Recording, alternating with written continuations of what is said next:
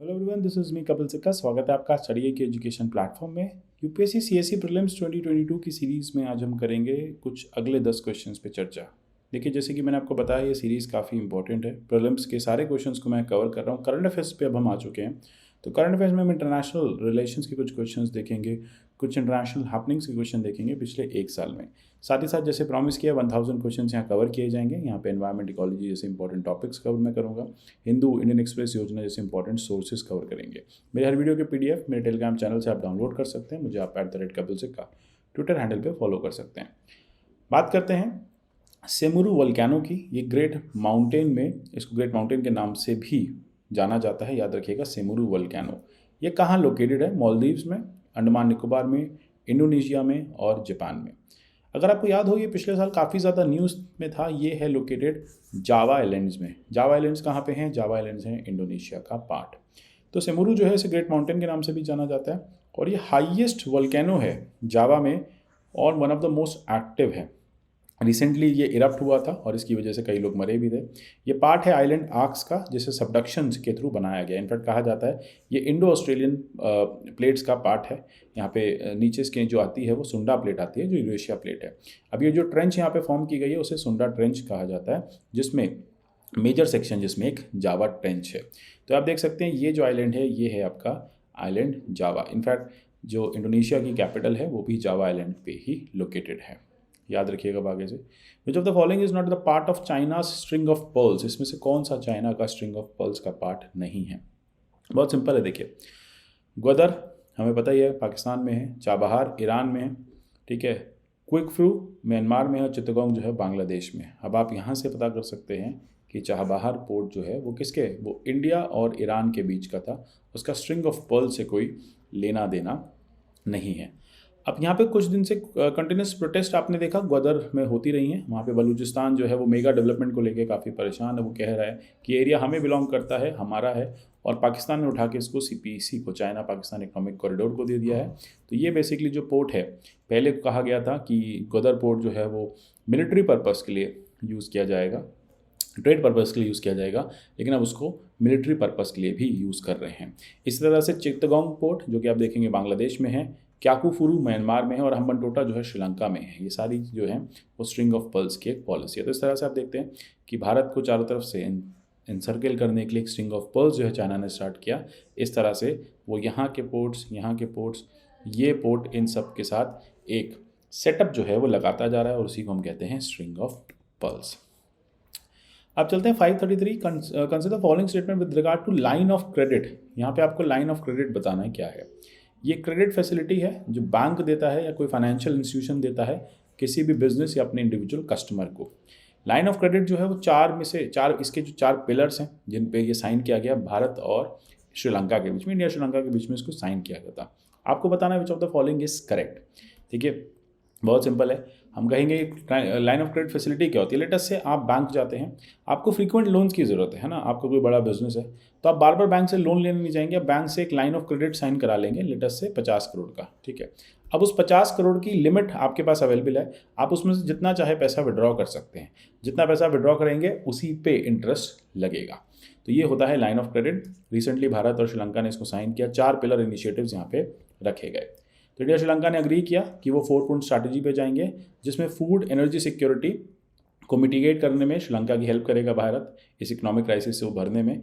Line of credit किस किस के लिए? फूड के लिए, मेडिसिन के लिए, फ्यूल परचेज के लिए भारत ने ग्रांट किया है। साथ ही जो क्रेडिट फैसिलिटी है, ये एक तरह से लाइन ऑफ क्रेडिट में मैक्सिमम लोन जो है फाइनलाइज किया जाता है, और उसमें अकॉर्डिंगली आप उसको यूज़ कर सकते हैं।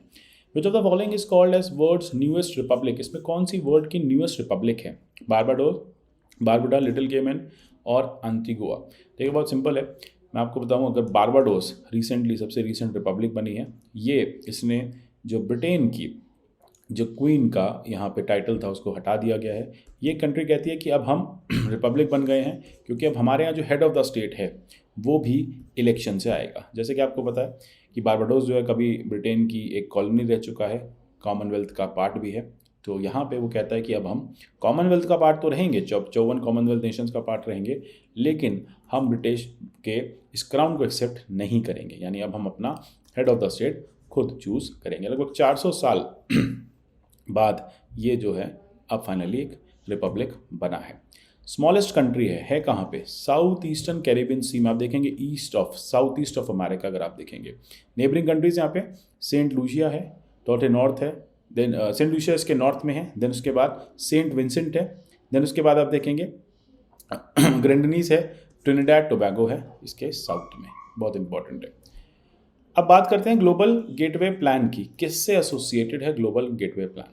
आपको याद होगा, हमने पहले भी डिस्कस किया है, ये है यूरोपियन यूनियन से एसोसिएटेड। कहता क्या है? बेसिकली आपने देखा चाइना को काउंटर करने के लिए वर्ल्ड ओवर कुछ ना कुछ किया जा रहा है। तो यूरोपियन कमीशन ने अनाउंस किया एक प्लान ग्लोबल गेटवे, जिसमें 2027 तक 300 बिलियन जो है मोबिलाइज किया जाएगा public private infrastructure across the world. जैसा कहा जाता है इसमें प्लान में कि चाइना के बारे में लिखा नहीं है, लेकिन ये चाइना की बेल्ट एंड रोड इनिशिएटिव को देख के ही किया जा रहा है। इससे यूरोपियन यूनियन जो है अपने फंड्स यूज़ करके सस्टेनेबल डेवलपमेंट प्लस के लिए डेवलपमेंट या प्रोजेक्ट्स को फंड करेगी। अब यहाँ पे जो ग्लोबल गेटवे है, ये यूरोपियन यूनियन उसके साथ मिलके टीम यूरोप अप्रोच रहेगी, जो ऑफर करेगी पार्टनर्स को एक अर्जेंट नीड के टाइम पे रिस्पॉन्स। सस्टेनेबल डेवलपमेंट की तरफ ध्यान दिया जाएगा, हेल्थ एजुकेशन रिसर्च को स्ट्रेंथन किया जाएगा। Euromaidan movement was a wave of demonstration and civil unrest. War चल रही है इस समय, काफ़ी इंपॉर्टेंट है। इनफैक्ट अभी की वॉर के कहीं ना कहीं आपको थोड़े से जो रीजन है यहाँ मिल जाएंगे। यूरोमैदन मूवमेंट ये यूक्रेन से रिलेटेड है। अब आपने देखा यूक्रेन में एक समय में काफ़ी ज़्यादा डिमॉन्स्ट्रेशंस हुई।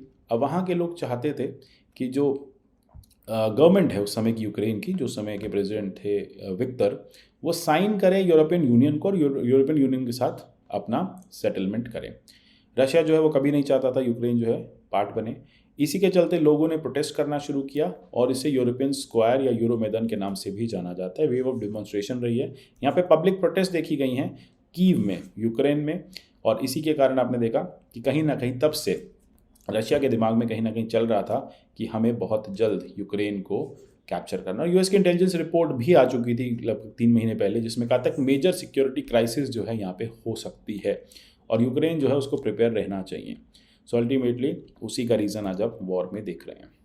नेक्स्ट हम देखेंगे स्ट्रेट ऑफ कर्च जो है वो किसको कनेक्ट करते हैं, कौन से 2 सीज को कनेक्ट करते हैं। काफ़ी न्यूज़ में वो country, Mediterranean Sea, Red Sea, Mediterranean Sea, Aegean Sea, Black Sea, Sea of Marmara, Black Sea, Sea of ओजोव।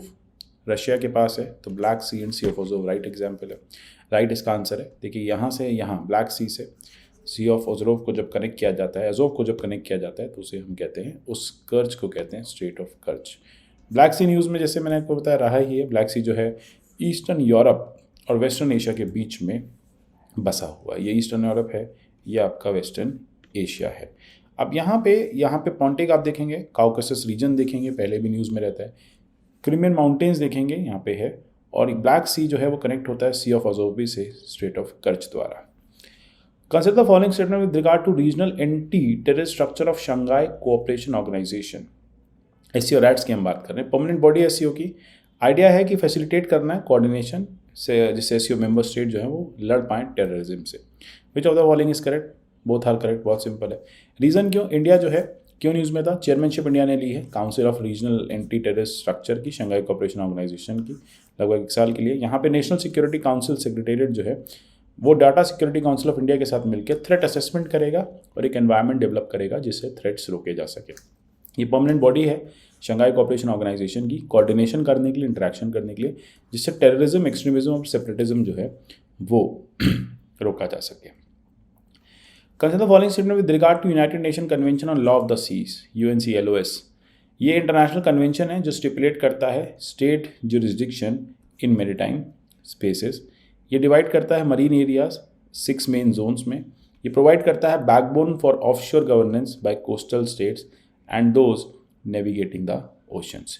देखिए बिल्कुल इंटरनेशनल कन्वेंशन है, फ्रेमवर्क बताता है दुनिया भर के जो हाई सीज़ हैं, जो टेरिटोरियल वाटर्स हैं, उन्हें कैसे मेंटेन किया जाएगा। ये पूरे मरीन जोन को 5 पार्ट्स में डिवाइड करता है, 6 में नहीं करता, तो ये रॉन्ग है। तो इससे आपको ये पता चल गया कि करेक्ट आंसर है 1 और 3। बैकबोन है ऑफशोर गवर्नेंस का। देखिए इंडिया ने रिएटरेट किया है, हमारा जो सपोर्ट है वो लगा रहेगा पूरा United Nation convention on law of the seas के लिए। यहाँ पे फ्रीडम ऑफ नेविगेशन की बात की है, ओवरफ्लाइट की भी बात की है, अनइम्पेडेड कॉमर्स की बात की है, क्योंकि प्रिंसिपल्स ऑफ इंटरनेशनल लॉ कहते हैं कि जो सी है जो हाई सीज़ है, हाई सीज़ मतलब जो किसी के कंट्रोल में नहीं होता, जिस पे फ्री नेविगेशन राइट्स होते हैं, कोई भी शिप जा सकता है, वो बहुत ज़रूरी है। इंडिया स्टेट पार्टी है अनक्लॉज का, और यहाँ पे हमने देखा 5 जोन्स में सबसे पहले किसी भी कंट्री के इंटरनल वाटर्स होंगे, बिल्कुल भारत के लगता किनारा, फिर आगे टेरिटोरियल सी मिलेगा आपको, ठीक है, 12 नॉटिकल माइल्स तक, फिर आपको कॉन्टिग्यूस जोन मिलेगा, एक्सक्लूसिव इकोनॉमिक जोन मिलेगा और हाई सी मिलेगा। ये अकेला इंटरनेशनल कन्वेंशन है जो मैरीटाइम जोन को रेगुलेट करता है और एक लीगल बैकिंग यूएन द्वारा देता है। अब समिट फॉर डेमोक्रेसी जो है रिसेंटली होस्ट की गई थी। अब देखिए कौन इसमें करेगा summit for democracy, USA. Recently summit for democracy USA ने होस्ट की थी, यहाँ पे ऑटोक्रेसीज को कन्फ्रंट करने के लिए डेमोक्रेटिक रिन्यूअल की बात की, राइट्स की बात की, इंडिविजुअल राइट्स की बात की, और सोसाइटीज़ को डेमोक्रेसी के साथ स्टैब्लिश करने की बात की। यही जानना था 10 क्वेश्चन में। मिलेंगे अगले सेट में, तब तक के लिए goodbye, take care and God bless you all.